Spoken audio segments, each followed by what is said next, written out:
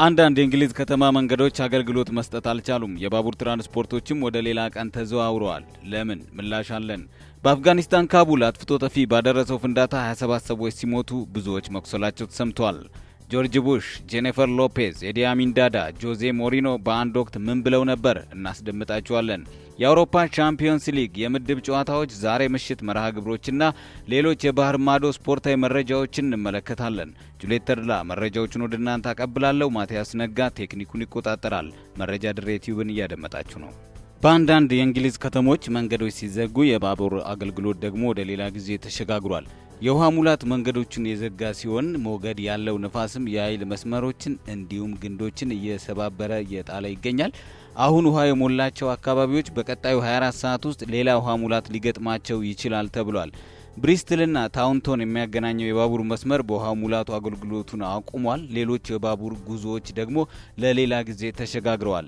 የእንግሊዝ ሜትሮሎጂ ኤጀንሲ የውሃ ሙላት ይገጥማቸዋል ያላቸውን 29 ቦታዎች ጠቁሟል።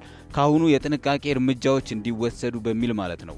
የአየር ሁኔታውም ለሕዝቡ አሳሳቢ ከመሆኑም ባለፈ የትራንስፖርት አገልግሎቶች ላይ መስተጓጎል እየፈጠረ እንደሆነ ቢቢሲ በዘገባው አስታውቋል። በአፍጋኒስታን ካቡል አጥፍቶ ጠፊ አሸባሪ ባደረሰው ፍንዳታ ቢያንስ 27 ሰዎች መሞታቸውንና ብዙዎች መቁሰላቸው ተጠቁሟል። ዓመታዊ የሺያ ክብረ በዓል በምዕራባዊ ካቡል ከተማ እየተከበረ ሳለ ነበረ አጥፍቶ ጠፊው ጥቃቱን ያደረሰው ግለሰብ ወደ መስጊዱ በቀጥታ በእግሩ በመግባት በስነ ስርዓቱ ታዳሚዎች በዛ ብለው በተሰበሰቡበት ስፍራ ላይ ነው ድርጊቱን የፈጸመው ተብሏል። የአይን እማኞች እንዳሉት ከሆነ ፍንዳታው ከተከሰተ በኋላ ሙሉ ለሙሉ ሃይማኖታዊ ፕሮግራሙ ተቋርጧል። የአፍጋኒስታን ፖሊስ የሟቾቹን ቁጥር 27 ነው ቢልም የዩኤን መረጃ ግን 32 መሞታቸውንና ከ50 በላይ መቁሰላቸውን ይጠቁማል። አይሲስ ጥቃቱ የተፈጸመው በኔ ሰው ነው ቢልም ዘርዘር ያለ ማብራሪያ ግን ከሽብር ቡድኑ አልተገለጸም። ወደ ኢራቅ እንለፍ።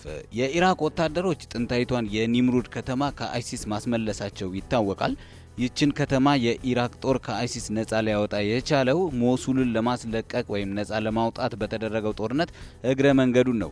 ሆኖም ግን ከተማዋ የተለያዩ ዋጋ የለሽ የተባሉ ብሔራዊ ሀብቶች ነበሯት። ማለትም ወርቃማ ያለፉ የኢራቅ ታሪክን በመስታወት ሊያሳዩ የሚችሉ ማለት ነው። ታዲያ አይሲስ ከተማዋን ጨምሮ ታሪካዊ ቅርሶቿን እንዳይሆን አድርጎ ነው ያወደማቸው።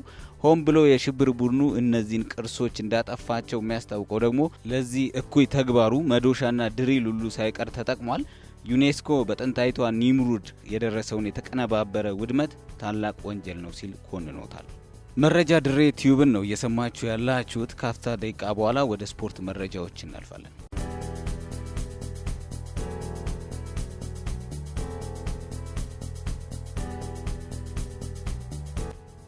ክላውዲዮ ራኒየሪ በፕሪሚየር ሊጉ 12ኛ ደረጃ ላይ ቢገኙም በቻምፒየንስ ሊጉ ሌላ ትልቅ ተስፋ ሰንቀዋል።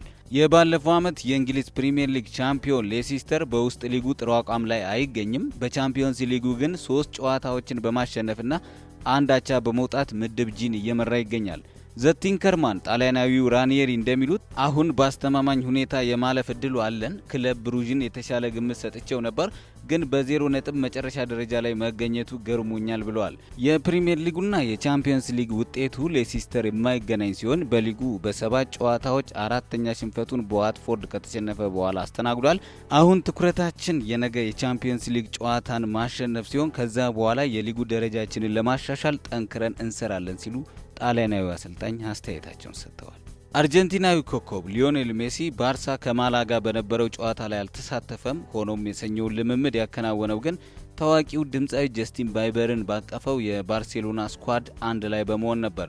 ጀስቲን ባይበር በባርሴሎና የልምምድ ሜዳ በመገኘት ከተጫዋቾቹ ጋር ልምምድ ሰርቷል።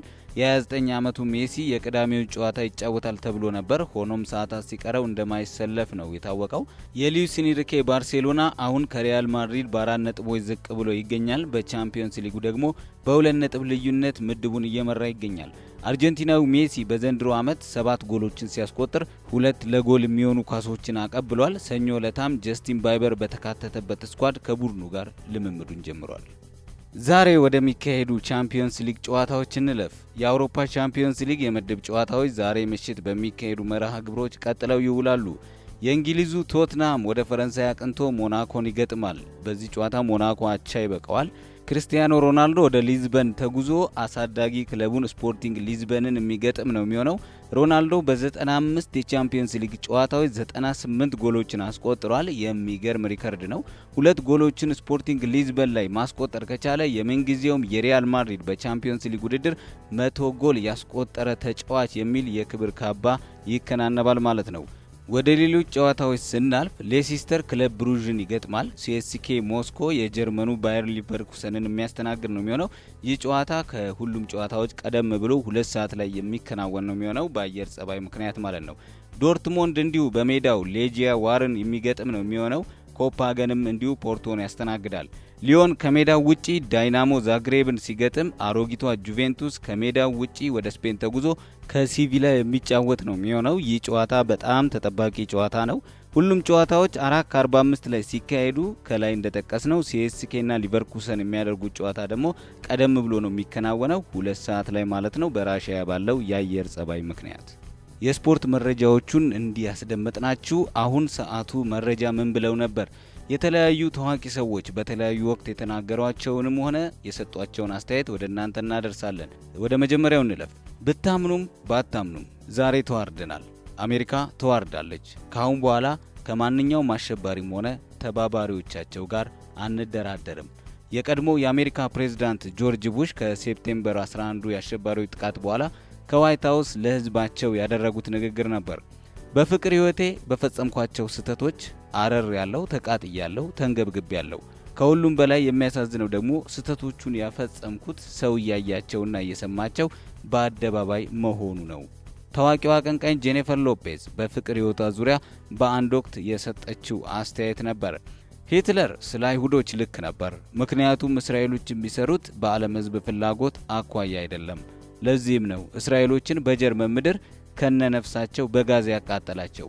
ይህንን አወዛጋቢ ንግግር ያደረጉት ደግሞ የአፍሪካው ሂትለር ተብለው የሚታወቁት የቀድሞው የኡጋንዳ መሪ ኤዲ አሚን ዳዳ ናቸው። እኚህ መሪ እንግዲህ እንደሚታወቀው ኡጋንዳን ከ1971 እስከ 1979 መርተዋል። ኡጋንዳውያን ይህን ዘመን አሚኒዝም ብለው ነው የሚጠሩት። ስያሜው ከስማቸው የተወሰደ ነው። ታዲያ አሚኒዝም ሲያበቃ 300,000 የሚሆኑ የኡጋንዳ ዜጎች ህይወታቸውን አጥተዋል። ጆዜ ሞሪኖን ነው በቀጣይነት የምናገኘው። እባካችሁ የማታውቅ አትበሉኝ፣ እኔ የአውሮፓ ሻምፒዮን ነኝ፣ እናም ልዩ ሰው ነኝ። አወዛጋቢው አሰልጣኝ ጆዜ ሞሪኖ የቼልሲ አሰልጣኝ በመሆን ገና የእንግሊዝን ምድር ሲረግጡ ለጋዜጠኞች የተናገሩት ንግግር ነበር።